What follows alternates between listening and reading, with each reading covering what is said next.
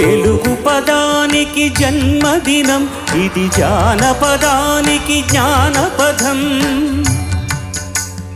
7 స్వరాలే 7 కొండలై వెలసిన కలియుగ విష్ణుపదం. అన్నమయ్య జననం, ఇది అన్నమయ్య జననం, ఇది అన్నమయ్య జననం.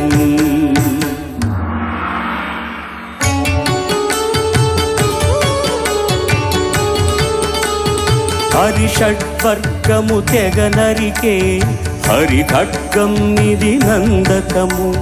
బ్రహ్మలోకమున బ్రహ్మా భారతి నాదాశీసులు పొందినదై.